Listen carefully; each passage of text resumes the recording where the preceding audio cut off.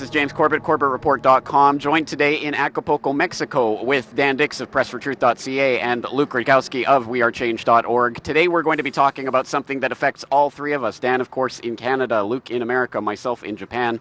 That is the pressing dangers to internet freedom in legislation that has either just been passed or is being passed or wants to be passed in all three of these countries. We're going to start with Dan talking about what's happening in Canada. I know you've been covering this recently. What are the latest threats to internet freedom in Canada? Well, the latest one that's threatening us right now is Bill C-51. This was actually introduced back in 2011, but prior to 2011, it was under the guise of trying to stop internet pornography and on children. So it was under that guise, but when that didn't work and didn't pass through, they switched up the game and switched it to Bill C-51.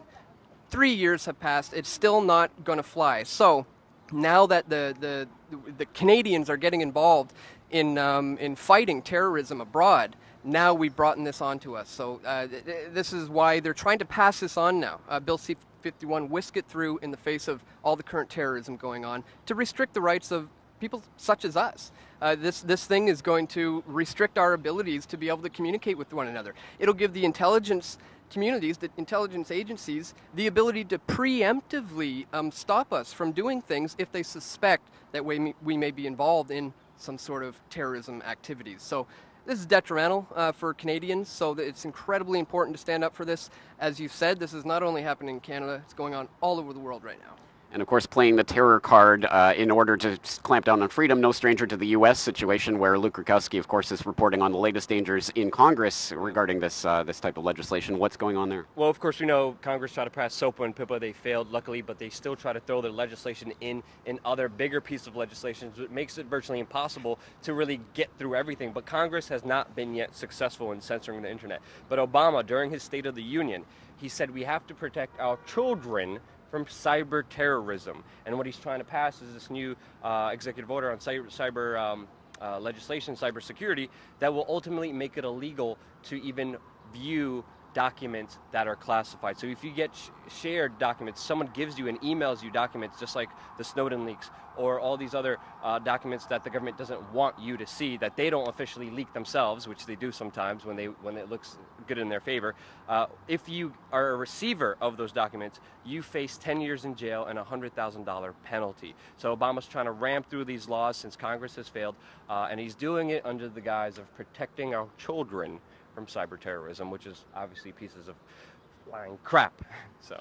Of course, and that sounds extremely familiar to those who are familiar with the Japanese law. It was just passed in last December, which also criminalizes the reception of any material that the government deems classified or secret by journalists. So for the first time, really criminalizing real journalism in Japan, although there isn't much there anyway because of the club system that they have in place to basically limit any type of journalism that goes on there. But of course, we all know, unfortunately, all too well about the problems. The question is, what about the solutions? Luke, you bring up SOPA and PIPA, which of course was not successful in being passed a couple of years ago, but of course it's the war of attrition. They keep bringing it back, bringing it back, bringing it back.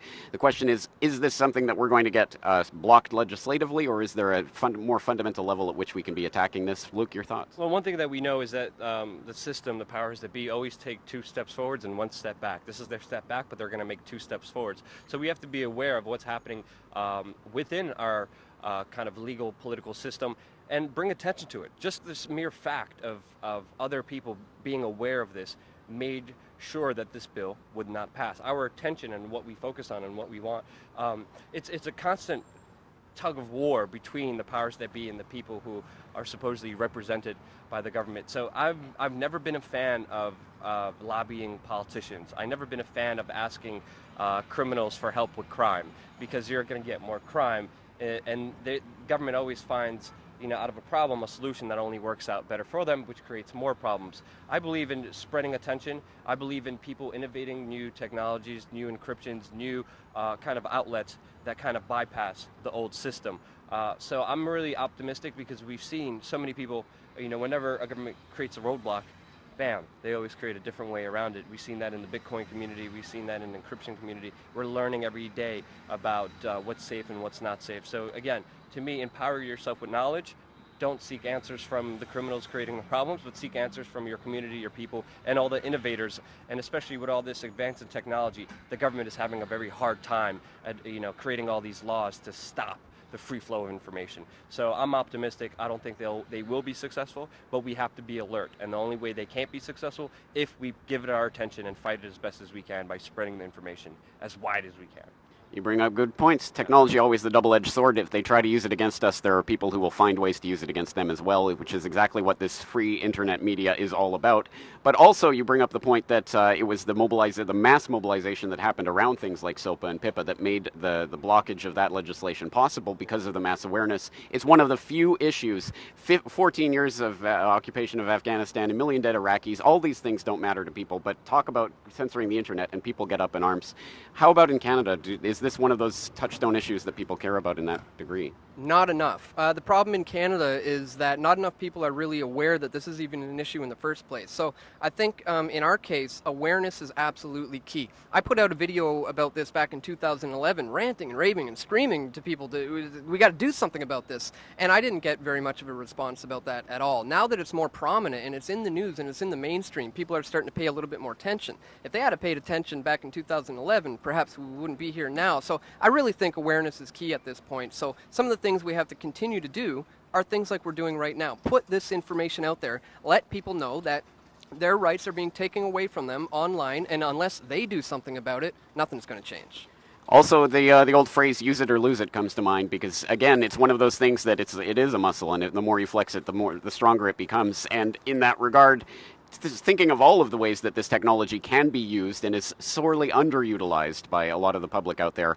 Obviously, citizen media like We Are Change, like Press for Truth, like hopefully the Corbett Report are ways that anyone out there, literally in the audience who is listening to this, who can make a video, who can do a podcast, who can put out a video, or who can even share this information with others, is doing something to help in this regard.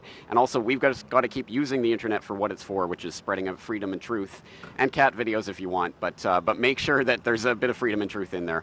All right, Luke, any final thoughts on this issue? You said it perfectly. The internet and technology and information is like a muscle. If we don't use it, we're going to become weak, pathetic little slime bags. But if we use it, we empower ourselves, nothing is impossible. The future of society at large is within our hands. They're trying to take away this amazing moment in history that we never had before, but they won't be successful unless we stand up for our rights and be vocal about it.